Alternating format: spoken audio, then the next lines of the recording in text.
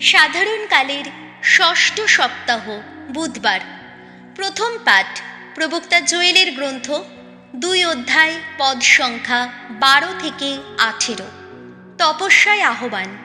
স্বয়ং ভগবান এই কথা শোনাচ্ছেন, এখনো সময় আছে, মনে প্রাণে আমার কাছে আবার ফিরে এসো। তোমরা উপবাস করো, চোখের জল ফেলতে ফেলতে বিলাপ করতে থাকো।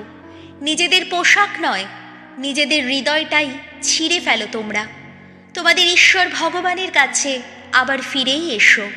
তিনি যে দয়াময়, করুণা নিধান, তিনি তো সহজে ক্রুদ্ধ হন না, মহাকৃপাশীল তিনি। অমঙ্গল ঘটানোর সংকল্প পালন থেকে তিনি বিরতই হন। কি জানি, হয়তো সিদ্ধান্ত পাল্টাবেন তিনি, তার ওই সংকল্প পালন থেকে বিরতই হবেন। আর যাবার সময় বরং রেখে যাবেন একটি আশীর্বাদ, দিয়ে যাবেন তোমাদের ঈশ্বর ভগবানের উদ্দেশ্যে উৎসর্গ করার মতো শস্য, আর ঢেলে দিয়ে অর্ঘ্য দেওয়ার মতো সব কিছু। তোমরা এখন সিয়ন নগরীতে বিষাণ বাজাও, পবিত্র উপবাস পালনের আদেশ জারি করো, এক মহা সমাবেশ আহ্বান করো, জনগণকে সমবেত করো, ভক্তমণ্ডলীর জন্যে শুদ্ধি ক্রিয়ার আয়োজন করো, বৃদ্ধদের একত্র করো, শিশুদের, এমনকি কোলের শিশুদেরও জড়ো করে আনো।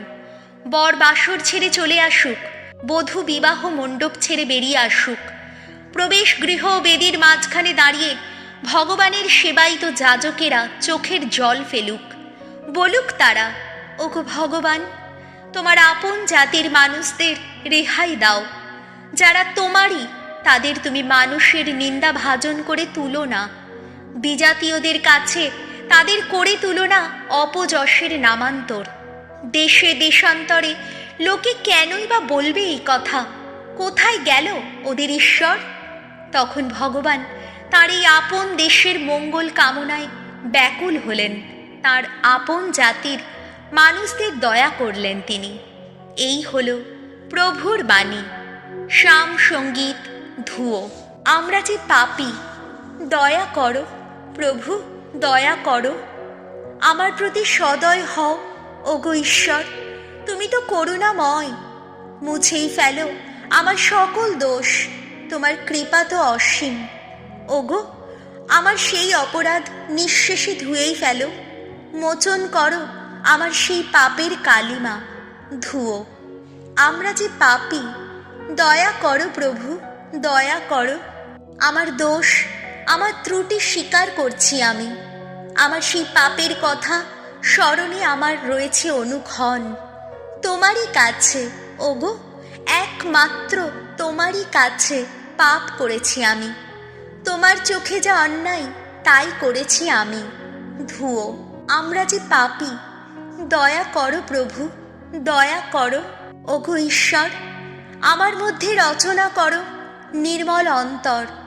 এখন এক সুদৃঢ় প্রাণ বক্ষে আমার নতুন করেই জাগিয়ে তোলো তুমি। ওগো, তোমার সামনে থেকে আমায় তুমি ঠেলে দিও না দূরে। অন্তর থেকে ফিরিয়ে নিও না তোমার পুণ্য প্রেরণা, ধুয়ো। আমরা যে পাপী, দয়া করো প্রভু, দয়া করো। মুক্তিদানে আমাকে আবার পুলকিত করো। উদার চিত্ত দানে আমাকে সুস্থির করে তোলো। হে প্রভু, এখন অবারিত করো আমার ওষ্ঠাধর। আমার মুখ গেয়ে উঠুক তোমার স্তুতি গান, ধুয়ো। আমরা যে পাপী, দয়া করো প্রভু, দয়া করো। দ্বিতীয় পাঠ করিন্থীয়দের কাছে প্রেরিত দূত পলের দ্বিতীয় পত্র, 5 অধ্যায় পদ সংখ্যা 20 থেকে 6 অধ্যায় পদ সংখ্যা 2। তোমরা ঈশ্বরের সঙ্গে পুনর্মিলিত হও, এখন তো ঐশ্ব অনুগ্রহ লাভের সময়। প্রিয়জনেরা, তোমাদের কাছে আমরা খ্রিস্টের বাণী দূত। আসলে আমাদের কণ্ঠ দিয়ে স্বয়ং ঈশ্বরই তোমাদের কাছে তার আহ্বান জানাচ্ছেন। খ্রিস্টের নামে আমরা এখন একান্ত আবেদন জানাচ্ছি, তোমরা ঈশ্বরের সঙ্গে পুনর্মিলিত হও, যিনি নিজে কোনো পাপ করেননি। আমাদের মঙ্গলের জন্যে ঈশ্বর তাঁকে যেন মূর্ত পাপ করে তুলেছেন, যাতে আমরা তার সঙ্গে মিলিত হয়ে ঈশ্বরের মূর্ত ধর্মময়তা হয়ে উঠতে পারি। ঈশ্বরের সহকর্মী বলে আমরা তোমাদের এই আহ্বান জানাচ্ছি। তোমরা ঈশ্বরের যে অনুগ্রহ লাভ করেছ, এখন তা নিষ্ফল হতে দিও না। কারণ শাস্ত্রে তিনি এই কথা বলেন, অনুগ্রহ দানের সময় তোমার ডাকে সাড়া দিয়েছি আমি, পরিত্রাণের দিনে তোমার সহায় হয়েছি। আর এই তো সেই অনুগ্রহ দানের সময়, এই তো সেই পরিত্রাণের দিন। এই হলো প্রভুর বাণী। বাণী বন্দনা। জয় জয় প্রভুর জয়। প্রভু যীশু, পরমেশ্বরের শাশ্বত বাণী, ধন্য তুমি। আর দেরি নেই, আসছে স্বর্গরাজ্য।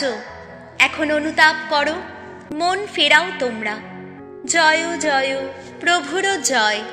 মথি রচিত মঙ্গল সমাচার 6 অধ্যায়, পদ সংখ্যা 1 থেকে 6 এবং 16 থেকে 18। তপস্যাকালে কর্তব্য 3টি পুণ্য ক্রিয়া: ভিক্ষাদান, উপবাস পালন ও প্রার্থনা নিবেদন। যিশু একদিন তার শিষ্যদের বললেন, সাবধান, সকলের সামনে নিতান্তই লোকদের দেখাবার জন্যে কোনো ধর্মকর্ম করতে যেও না। তা যদি করো, তবে স্বর্গে বিরাজমান তোমাদের পিতার কাছ থেকে তোমরা কিন্তু কোনো পুরস্কার পাবে না। তাই যখন তুমি কাউকে ভিক্ষা দাও, তখন তুড়ি বাজিয়ে তা ঘোষণা করতে যেও না। ভণ্ড লোকেরাই তো মানুষের প্রশংসা কুড়োতে যত সমাজ গৃহে ও পথে ঘাটে সেইভাবে ভিক্ষা দিয়ে থাকে। আমি তোমাদের সত্যি বলছি, তাদের পুরস্কার তারা পেয়েই গেছে। যখন তুমি কাউকে ভিক্ষা দাও, দেখো তোমার ডান হাত কি করছে, তোমার বাঁ হাত যেন তা জানতে না পারে। তোমার এই ভিক্ষা দান বরং গোপনই থাকুক।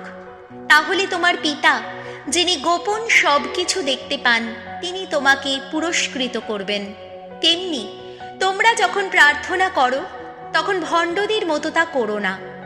তারা যত সমাজ গৃহে আর চৌরাস্তার মোড়ে মোড়ে দাঁড়িয়েই প্রার্থনা করতে ভালোবাসে, যাতে তারা সকলের নজরে পড়ে। আমি তোমাদের সত্যি বলছি, তাদের পুরস্কার তারা পেয়েই গেছে।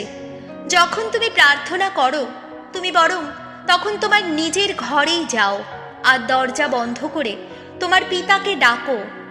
আড়ালে থাকেন যিনি, তাহলে তোমার পিতা, যিনি গোপন সব কিছু দেখতে পান, তিনি তোমাকে পুরস্কৃত করবেন। তোমরা যখন উপোস করো, তখন ভণ্ডদের মতো বিষণ্ণ ভাব দেখিও না। তারা যে উপোস করছে, সেটা লোকদের দেখাবার জন্যেই তো তারা মুখখানি অমন শুকনো করে রাখে। আমি তোমাদের সত্যি বলছি, তাদের পুরস্কার তারা পেয়েই গেছে।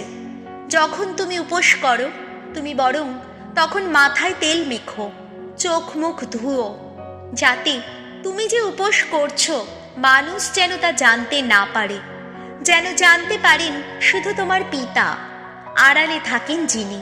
তাহলে তোমার পিতা, যিনি গোপন সব কিছু দেখতে পান, তিনি তোমাকে পুরস্কৃত করবেন। এই হলো প্রভু যিশুর মঙ্গল সমাচার।